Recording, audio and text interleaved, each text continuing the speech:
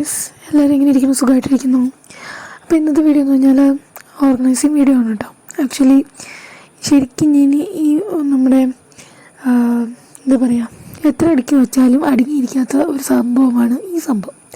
ശരിക്കും അടുക്കി വേണം വെക്കാം കേട്ടോ. പക്ഷെ ഞാൻ മാത്രമായിട്ട് യൂസ് ചെയ്യുകയാണെങ്കിൽ കുഴപ്പമില്ല. ഇപ്പം നമ്മളിവിടെ ആണെങ്കിൽ എല്ലാവരും അടുക്കള കയറുന്നവരാണ്. അപ്പം അവിടെ ഇവിടേക്ക് ആയിട്ട് ഇപ്പോൾ വെക്കാറുണ്ട്. അങ്ങനെ ഇതിങ്ങനെയൊക്കെ ആയിട്ട് പിന്നെ കുറേ നാളായി റീഅറേഞ്ചൊക്കെ ചെയ്ത് ഒന്നവിടെ തൂത്ത് തുടച്ചിട്ട് വൃത്തിയാക്കിയൊക്കെ വെച്ചിട്ടാ. അപ്പോൾ ഇങ്ങനെ കുറച്ച് സാധനങ്ങളൊക്കെ തലേന്ന് മേടിച്ചുകൊണ്ട് വന്നത് അതൊക്കെ പൊട്ടിച്ചിടാന്നൊക്കെ ഓർത്ത് ഒരുപാട് സാധനങ്ങൾ ആവശ്യമുള്ളതായിട്ട് ഷെൽഫിൽ ഉണ്ടാകുന്നുണ്ട്. ഞാൻ ഇത് മാസത്തെ ഒരിക്കൽ അല്ലെങ്കിൽ 2 മാസത്തെ ഒരിക്കൽ ചെയ്യാറുള്ളൂ. മാസത്തെ ഒരിക്കൽ വളരെ വിരളമായാണ്, 2 മാസത്തെ ഒരിക്കലാണ് ചെയ്യുക കേട്ടോ. സത്യം പറഞ്ഞാൽ നമ്മളിങ്ങനെ ഓരോന്നോരോന്നിട്ട് ഇമ്പ്രൂവ് ആയി വരുമ്പം കുറച്ച് സമയം കൂടുതലെടുത്ത് അങ്ങനെ ചെയ്യുള്ളൂ കേട്ടോ. അപ്പം ഞാൻ പണ്ടെന്നും പറഞ്ഞ് ഞാൻ ഈ സാധനങ്ങളൊന്നും ചെയ്യില്ലായിരുന്നു. ഞാൻ എൻ്റെ വീട്ടിൽ പോയിട്ട് വരുമ്പം മാത്രമായിരുന്നു ചെയ്തുകൊണ്ടിരുന്നത്. അത് മാസത്തെ ഒരിക്കൽ പോകും, പക്ഷേ എന്നാലും എനിക്ക് തോന്നിയാൽ മാത്രമേ ചെയ്യുള്ളായിരുന്നു കേട്ടോ. ഇപ്പം അങ്ങനെയല്ല, ഞാൻ എന്നെ സ്വയം പുഷ് ചെയ്തിട്ട് അവിടെ എനിക്ക് എന്തോ ചെയ്തതുപോലെ ഇരിക്കില്ല എങ്കിൽ ദേഷ്യം വരും കേട്ടോ. അപ്പോൾ ഞാൻ എന്താ ചെയ്യാന്ന് വെച്ചാൽ പിന്നെ അത് ചെയ്യില്ല. ബിക്കോസ് എൻ്റെ ടൈം വേസ്റ്റ് ആയി എന്ന് എനിക്ക് തോന്നാറുണ്ട്. ബട്ട് അതിൽ കാര്യമില്ല. നമ്മളെപ്പോഴും വീട് ഓർഗനൈസ് ആയിട്ടിരിക്കണമെന്നുണ്ടെങ്കിൽ നമ്മുടെ സമയം ഇച്ചിരി വേസ്റ്റ് ചെയ്തേ പറ്റുള്ളൂ.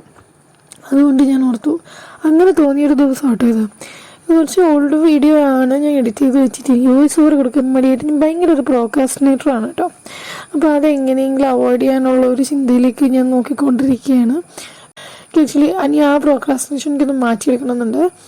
പിന്നെ ഇതൊക്കെ ഞാൻ പാക്ക് ചെയ്ത് പണ്ട് എനിക്കൊരു ശീലമുള്ളതെന്ന് വെച്ചാൽ ഞാനിങ്ങനെ ഒരുപാട് സാധനങ്ങൾ ഒരുമിച്ച് മേടിക്കാണ്ട് മാസം തോറും കുറച്ച് സാധനങ്ങളായിട്ട് മേടിക്കും കേട്ടോ. അങ്ങനെ കുറച്ച് സാധനങ്ങൾ മേടിച്ച് ഉപയോഗിക്കാൻ പറ്റാത്തതൊക്കെ ആയിട്ടുള്ളത്, ഇനി ഉപയോഗിക്കാനുള്ളതും ഒക്കെ ആയിട്ടുള്ളതൊക്കെ ഒരു പെട്ടിയിലിട്ട് വെച്ചിട്ടുണ്ടെന്ന് അതാണ് ഞാൻ എടുത്തത്.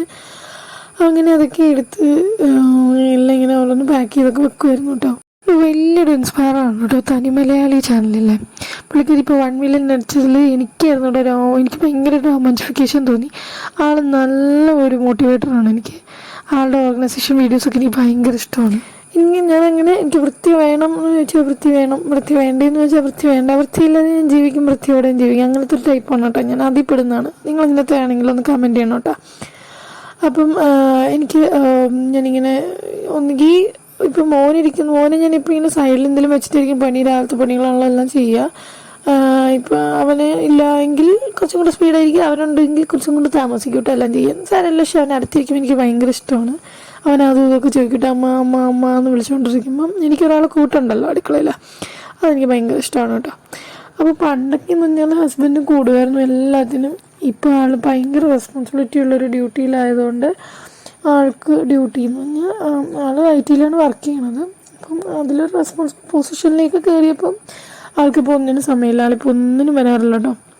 ഞാൻ എപ്പോഴും കംപ്ലൈൻറ്റ് ചെയ്യും, പക്ഷേ ആളുടെ തിരക്കുകളൊന്നും മനസ്സിലാക്കണമല്ലോ. അതുകൊണ്ട് ഞാൻ പിന്നെ വിട്ടുകൊടുക്കും കേട്ടോ. പിന്നെ ഇത് മസാല ബോക്സിനകത്ത് ഡ്രൈ ഫ്രൂട്ട്സും സാധനങ്ങൾ വെച്ചാണ് കേട്ടോ. പിന്നെ വെറുതെ ഞാനിങ്ങനെ ഏതോ റീൽസിൽ കണ്ടതാണ് ഈ ടെർമറിക്ക് അങ്ങനത്തെ പാക്കറ്റിൽ നിന്ന് തന്നെ അതിൻ്റെ പേര് വെട്ടി ഒട്ടിക്കാമെന്ന് കണ്ടപ്പം കൊള്ളാൻ തോന്നി. ആക്ച്വലി എൻ്റെ സെല്ലോ ടൈപ്പ് ഇല്ലാത്തതാണ് ഞാൻ റബ്ബർ ബാൻഡായിട്ട് ഒട്ടിച്ച് വെച്ചിട്ടാ.